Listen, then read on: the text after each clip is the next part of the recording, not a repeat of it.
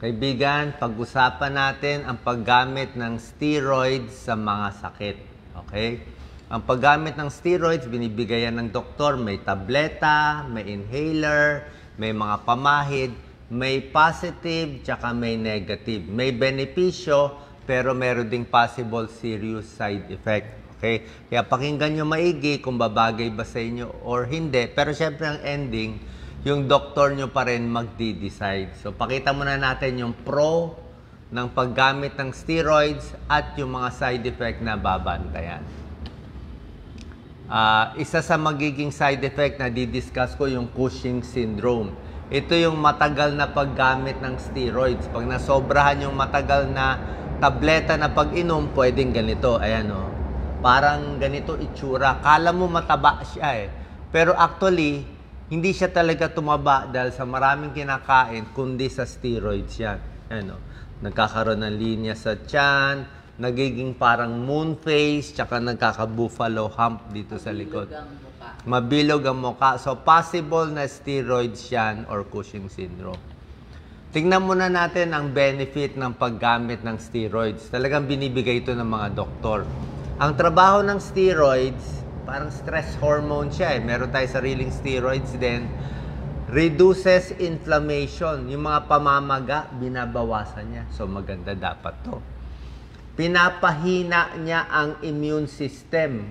O ano ba yan? Yung mga sundalo sa katawan natin. Yung mga white blood cell natin. Yung mga soldiers natin. Sinasabi niya, tigil muna kayo. O bakit pinapatigil yung mga sundalo? Kasi merong mga sakit na tinatawag na autoimmune disease.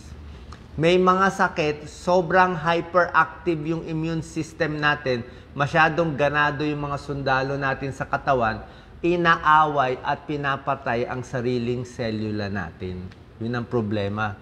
Tulad ng mga autoimmune na lupus, yan, SLE, kaya binibigay ang steroids, rheumatoid arthritis, autoimmune disease, yung mga masasakit na joint na autoimmune.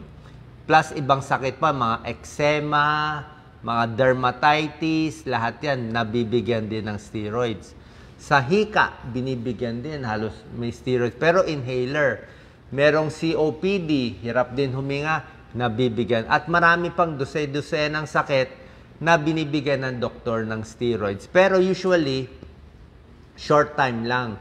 Kaya lang pag hindi gumagaling yung sakit, baka tumagal yung paggamit ng steroids, minsan walang choice. Organ transplant, marami yan. Napalitan ng kidneys, ganyan. Minsan nabibigyan din, kailangan din may steroids para kalmado yung immune system. So ito yung benefit. Anong type ng steroids yung side effect mamaya So dito muna tayo sa positive.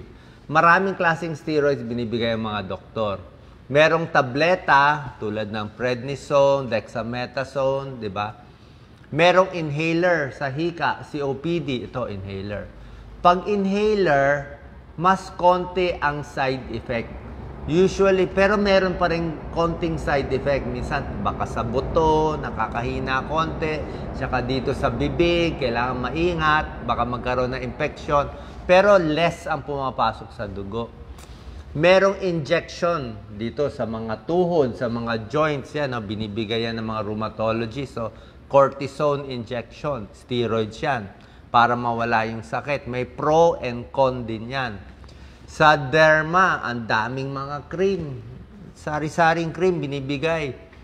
Ngayon, pag steroid cream, a little less yung side effect, pero hindi rin pwede masyado matagal. Lalo na kung malaki ang pahid mo ng steroid cream, pwede rin pumasok sa katawan, pwede rin magkaroon ng side effect. So, dapat pinapaalam sa doktor ang pag-inom nito, yan, pati itong mga tableta, pati mga inhaler. Yan, maraming epekto sa katawan, ang steroids, yan, sa asthma, may tulong, sa mata. Minsan, pinapatakan ng may steroids, nawawala yung pamumula, merong mga sakit. Yan, psoriasis, eczema, yan, organ transplant, binibigay ang steroids. Ano-anong mga common steroids na tableta at ibang mga creams na binibigay? May short-acting tulad ng mga hydrocortisone, mabilis ng epekto. Merong mga intermediate acting, medyo matagal epekto. prednisone, ito, prednisolone, methylprednisone, ito, triamcinolone, merong long-acting dexamethasone, betamethasone, at iba pa. Sa cream mo, ang daming klaseng cream eh. Actually, pag nilagay mo ng cream yung mga pula-pula, gagaling siya talaga. Kaya lang, pag tinanggalan mo, may side effect, magiging manipis yung balat.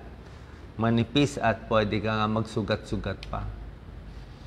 Parang ganyan, no? Sa hika, inhaled steroids, mas konti ang side effect. Usually, sa bibig lang iingatan natin, nagmumumog afterwards. Pero yung mga ibang mahihirap na pasyente, hindi kaya bumili nito, mahal eh. Baka mamaya 1,000 to. Kaya bibili sila ng prednisone tablet na magkano lang, 4 na piso, 5 piso. Kaya lang, effective nga, kaya lang lalabas yung Cushing syndrome pag ito ang ininom mo patuloy. Diba? Kaya ang payo ng mga doktor, lowest dose sana ng steroids at short time lang. Pero kung malala nga yung sakit, laging umaatake yung lupus, yung autoimmune disease, minsan walang choice yung doktor, papatagalin yung steroids. Diba? Kasi nga ayaw kumalma yung immune system. Eh. Pero pinakamaganda sana, maiksi. So, with the guidance ng doktor mo, pwedeng very effective yung steroids. Kaya bawal over the counter. Ano naman tong Cushing syndrome? Okay, ang Cushing syndrome, isang cause nito na common na sobrahan ng steroids. Minsan wala ngang choice eh, kasi nga ayaw gumaling sakit, napapatagal yan, namamaga. Bumibilog ang muka, namamaga, nagmamanas. Ito nakikita, numinipis ang balat, humihina ang memory, nagkakaroon ng personality change pag matagal na steroids. Bumibilis ang heart rate, tumataas konti ang blood pressure, pati blood sugar. Pag naka-steroids, binabantayan ng blood sugar. Baka walang diabetes, biglang tataas na blood sugar. Ayan, o. Okay? Ginagamit lang siya short term. Ayan, o. May buffalo hump, nagsusugat madalas, mabilis magpasa, malambot ang tiyan at maraming linya-linya. Ayan. Anong edad? Usually, teenagers up to 50, depende sa sakit eh. Kasi itong mga autoimmune disease, mga rheumatoid arthritis, lupus, common sa babae. Common sa babae. Kaya sila madalas nabibigyan nito. Okay? 70% na may Cushing syndrome ay mga babae. 30% lang ang lalaki. Actually, all topics ini-discuss ko kahit hindi ganun karami, hindi nila ito masyado na di-discuss, kailangan kasi gamutin natin lahat ng tao, di ba? Kasi libo-libong Pilipino affected nito, hindi lang nila alam. Bukod sa Cushing syndrome, sa sobrang steroids na pag-inom, meron din tinatawag na Cushing's disease. Iba ang Cushing's disease. Yung Cushing's disease, hindi sila umiinom ng steroids, okay? Mas seryoso to. Pero ano ang cause nito?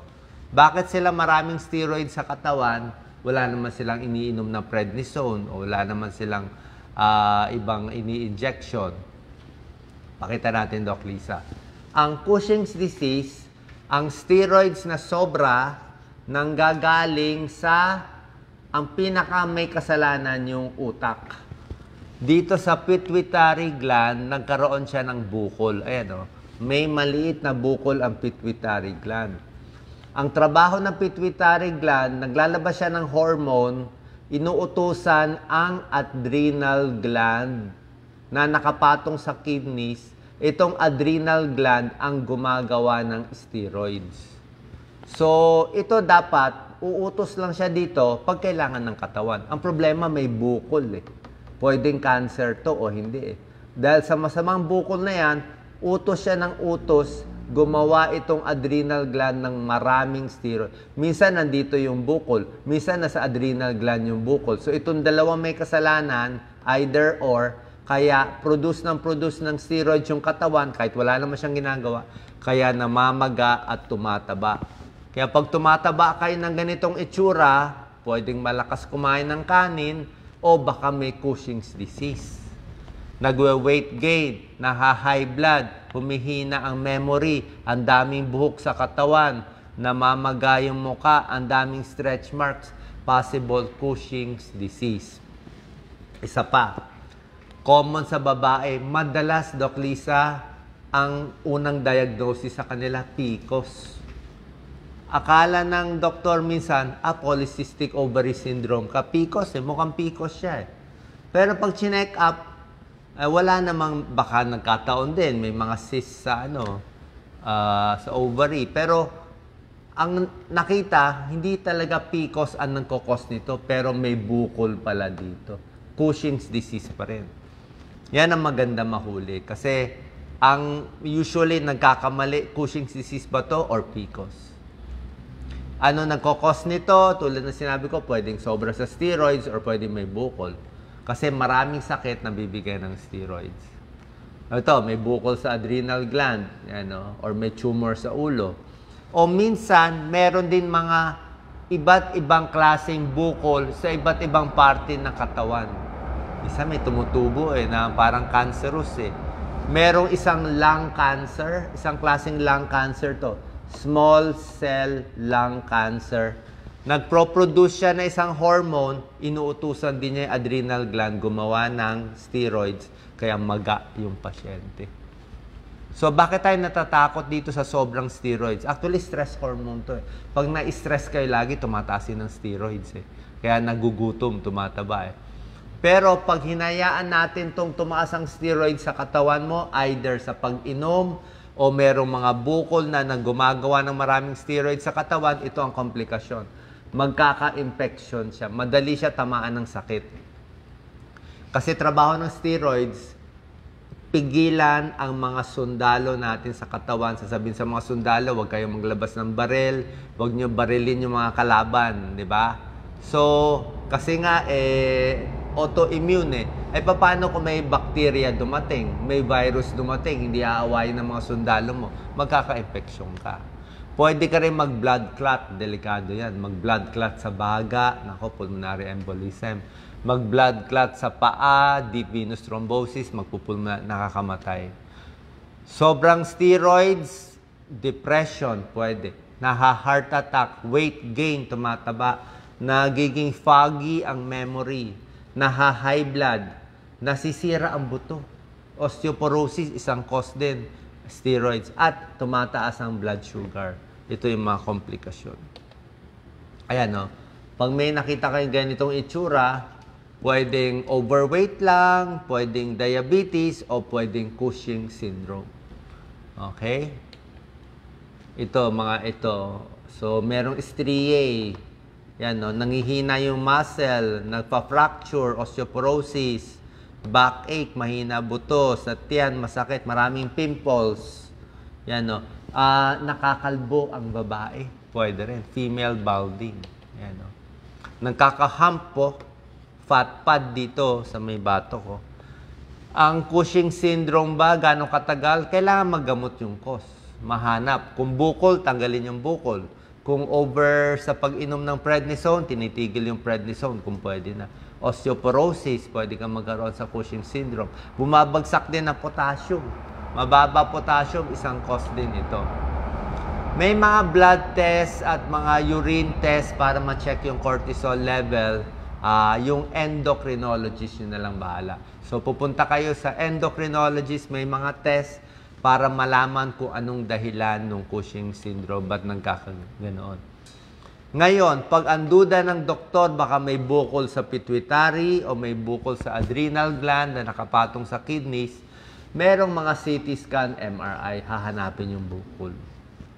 Pag nakita yung bukol, na talagang masamang bukol, ito na option ng mga doktor. May radiation therapy, may chemotherapy, at merong operation, tinatanggal yung bukol sa pituitary, or yung tinatanggal yung adrenal gland, yung bukol sa adrenal gland. So either gamutan, chemo, kung bukol nakita, pwedeng operation, tinatanggal yung bukol sa pituitary.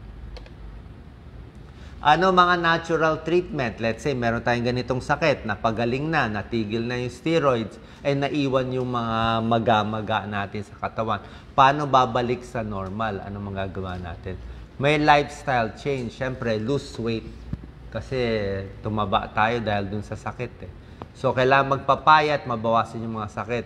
Pangalawa, yung blood sugar mo tumaas. Dahil nga sa pag-inom ng steroids. Dahil dito, isang pagkain aayusin at minsan nabibigyan ng gamot sa blood sugar. Bawal uminom ng alak. Lalong lalala yung Cushing syndrome. Kung iinom ng alak, mas nakakataba din.